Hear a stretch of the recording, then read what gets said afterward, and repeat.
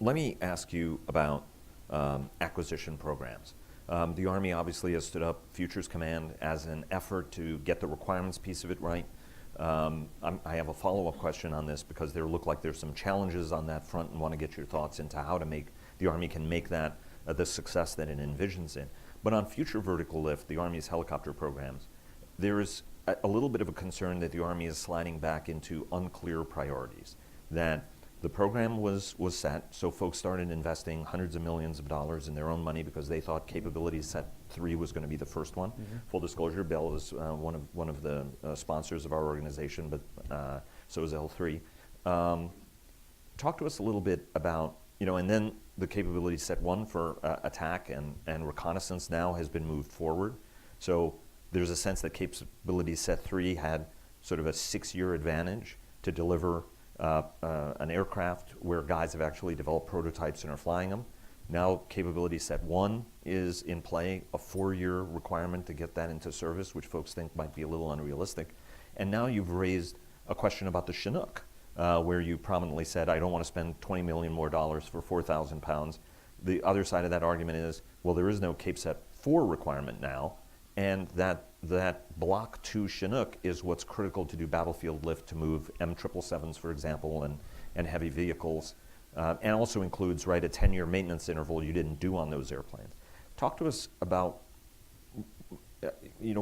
how do you address those concerns when people come to you and say, look, the Army's now went from having a priorities list, we were addressing that priorities list, and now you're changing the priorities list on us, which makes it hard for us to invest. Yeah, I'm kind of surprised by that. We've been very clear on our priorities.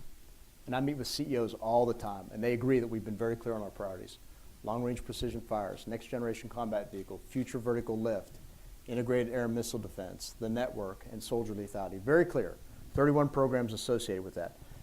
And a lot of folks say, well, what's changed? And you've had a couple examples. We had a big change called the National Defense Strategy. It came out about 15 months ago, January of last year. And that changed a number of things. Now, fortunately, the Army was ahead of that, and we were largely aligned. But the National Defense Strategy, which is what is reshaping, has reshaped our thinking. So, and by the way, those 6 priorities I outlined, we have not changed those now in 24 months. Maybe the first time ever we haven't changed our priorities, but we haven't changed them and are not going to change them, at least as long as I'm secretary. So we try to be very clear, give predictability to industry and to others about where we're going and what those priorities are. Now, with regard to future vertical lift, I've said on record, General McConville, our senior aviator, said is the most important capability we need right now is the future attack reconnaissance aircraft.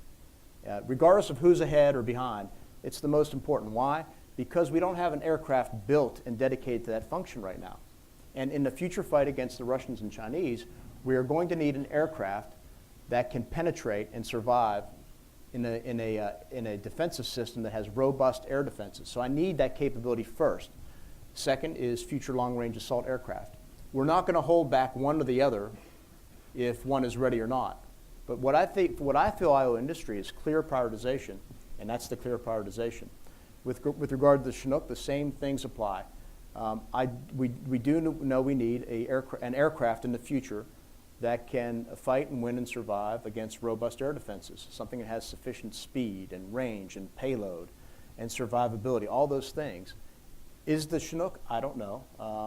Is it a Block 2 or a Block 4 or 5 or 6? I don't know. But we do have a robust rotorcraft industry base, and my challenge to them is to go out and start thinking about what future heavy vertical lift looks like. It's not going to happen anytime soon, but I'm trying to tell them where we're going. I'm trying to be very clear so folks know where to put their brain power within their companies to start thinking about this, so that they can get ahead of us in terms of where we need to be. And before I open it up to the floor, one follow on that.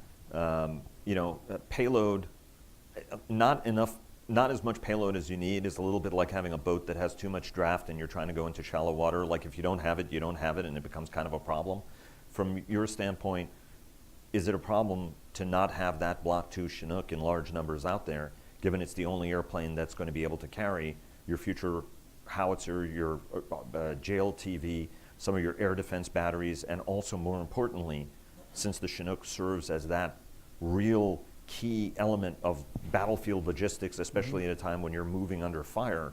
Can you afford not having that extra 2 tons of lift? Yes, it's very simple, because the Block 1 can carry the 777, and for limited distances can cover the JLTV and can carry other aircraft. Look, we're not going to be doing air assaults, at least the way we did it in 1991 with the 101st Airborne Division against Russian and Chinese air defenses. So I know that argument's out there. It's not accurate. We've talked a lot about this. We know what we need the aircraft for and when we need them.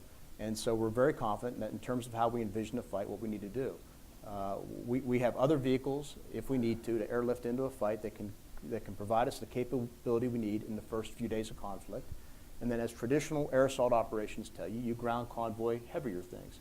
That's been in our doctrine for a number of years. Are you convinced, though, that in this kind of an environment that, as you said, it's easier to start a program than to kill it?